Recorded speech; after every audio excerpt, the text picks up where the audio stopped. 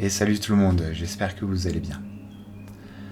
Cette petite vidéo parce que demain, le 29 mai, sortira Inferno. C'est le 5e album de mon groupe préféré, Boards of Canada. Alors pour ceux qui ne connaissent pas, Boards of Canada, c'est un duo de musique électronique. Ce sont deux beaux-frères qui habitent en Écosse. Ils font de la musique assez calme, enfin c'est du down tempo avec des nappes synthétiques un peu déformées. Euh, Ils utilisent beaucoup de samples des années 60-70 qui retravaillent, donc ça donne vraiment des sonorités uniques. C'est un groupe qui est très souvent égalé, mais jamais, enfin très souvent imité, mais jamais égalé. C'est pas pour rien que c'est mon groupe préféré et surtout qu'il a une aura aussi unique sur internet. Si bien qu'il y a 2 mois environ, quand une quarantaine de fans partout dans le monde ont reçu une VHS avec un logo hexagonal, mais ça a fait tilt dans l'esprit de beaucoup de gens. On a compris à ce moment-là que Boards of Canada allait sortir un nouvel album. Euh, c'est une belle synchronicité aussi parce que la veille, je m'étais dit, la veille où j'ai appris en fait la sortie de leur prochain album, enfin la veille où j'ai appris qu'ils avaient commencé à envoyer ces cassettes vidéo, je me disais justement que Boards of Canada, ce serait fabuleux qu'ils sortent un album cette année parce que je crois justement que c'est la fin des temps. Euh, les révélations qui vont mettre un terme à ce monde et qui vont nous faire comprendre la nature de la réalité tout simplement. Il y a plein de choses à dire avec Boards of Canada qui valident justement ça. Déjà, ils utilisent énormément d'ésotérique dans leur, enfin de symbolique ésotérique dans leur œuvre, notamment leur album Geogadi qui date de 2002. Alors, bien sûr, comme BOC est très discret, on ne sait pas quelle est la signification de ce titre, Geogadi. Il y a plusieurs interprétations, mais celle qui me paraît la meilleure et de loin, c'est deux dieux sur Terre. Ça correspond vraiment à ce que je crois au niveau de l'élévation spirituelle, des initiations maçonniques, etc. Parce que du coup, je suspecte Boards of Canada d'être dans la franc-maçonnerie. C'est pour ça qu'ils sont, ils sont en Écosse, donc c'est le rite écossais ancien est accepté, une des maisons mères de la franc-maçonnerie mondiale, ou en tout cas du culte de l'alchimie spéculative. Donc voilà, ce qui a trait à l'élévation de l'âme, de toute façon, c'est ça, l'alchimie. C'est mes interprétations, mais je peux me tromper. Voilà, Geogadi sorti en 2002, plein de références ésotériques, notamment sur 666, sur le nombre d'or, etc. Ils ont fait aussi une campagne ARG, donc vous savez c'est un jeu de piste sur le net, une campagne ARG pour la sortie de leur 3e album, Tomorrow Harvest, la récolte de demain, qui est sortie donc en 2007 je crois. Et dans cette ARG, notamment, à un moment, il y a Boards of Canada qui a communiqué avec les fans à travers le pseudonyme Atalanta Fugens. Et ça, c'est la Talente fugitive, c'est une œuvre alchimique extrêmement connue. Donc voilà, un énorme clin d'œil à leur appartenance hypothétique aux loges, ou en tout cas à des gens qui sont initiés d'une façon ou d'une autre à l'ésotérisme.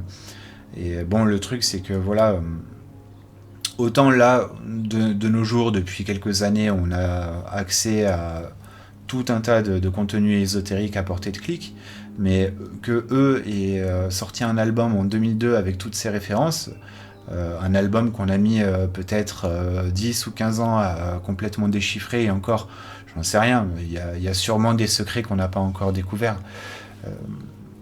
Voilà, ça laisse penser, ça laisse vraiment croire qu'ils sont initiés quelque part.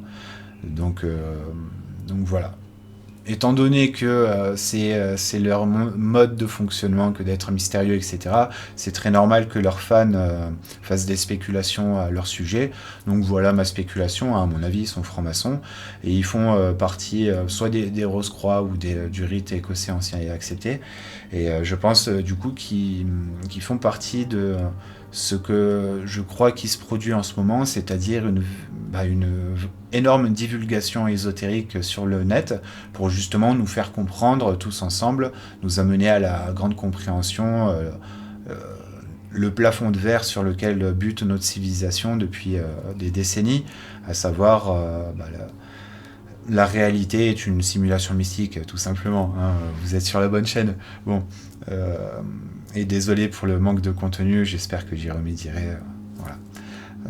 Donc, Boards of Canada, 2002, GeoGadi, etc.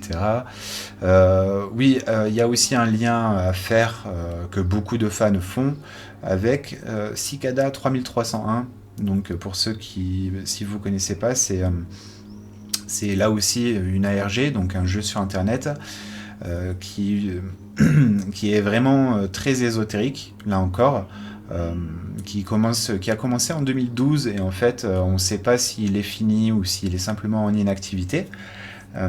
Donc voilà, il y a eu plein d'énigmes extrêmement pointues, ça a fait appel, enfin, ça a attisé la curiosité et donc le travail d'innombrables cryptographes et experts en tout genre sur Internet pour essayer de déchiffrer les mystères. Et ils ont découvert énormément de choses, hein. Il y a tout un site qui est dédié. Le truc, c'est que moi, il y a 2-3 ans, quand j'ai étudié la pyramide de Khéops, j'ai trouvé un lien justement entre la pyramide et Cicada. C'est pour ça que j'en parle, parce qu'après, je suis loin d'être expert en Cicada, mais justement, j'ai trouvé ce lien, ce qui fait que je crois en tout ce que je raconte ici. C'est que le lien, c'est que voilà, il y a un des deux calculs de la pyramide de Khéops qui révèle C, la vitesse de la lumière. Et bien, c'est le calcul, vous savez, du cercle, enfin du périmètre du cercle circonscrit moins le périmètre du cercle inscrit à la base. Ça donne un nombre qui, s'il est converti avec la coudée pi sur 6 de Charles Funk Ellet, donne une valeur extrêmement proche du nombre C. Donc le nombre C, c'est 299 792 458, et donc l'exactitude est de 99,99%. Mais surtout, j'ai remarqué, donc, en étudiant ça il y a 3 ans, que ce nombre était distant de la valeur réelle de C de 3301. Donc voilà, ça m'a fait tic dans mon esprit, vu que je connaissais Cicada. Et vu la nature profondément ésotérique de ce qu'ils ont fait, notamment un livre qui a donc au moins à moitié été déchiffré jusqu'à présent, j'ai pas suivi les avancées de cette histoire, mais en tout cas dans ce livre qui est le Liber Primus, je crois, voilà, il y a tout, hein, toute la codologie hermétique, les 3 couleurs du grand œuvre. Il y a plein de paroles qui font allusion à la mystique, le je suis, etc. etc. Donc bon, ça fait vraiment croire qu'il y a un message derrière Cicada 3301, et je pense que c'est la même chose du coup avec Boards of Canada, que à leur façon, ils font partie de tout ce collectif maçonnique mondial qui apporte l'humanité, enfin qui amène l'humanité à la grande compréhension qu'on devrait avoir très prochainement, si tant est que ma compréhension soit bonne, parce que j'en sais rien, je suis peut-être en train de vriller, c'est possible.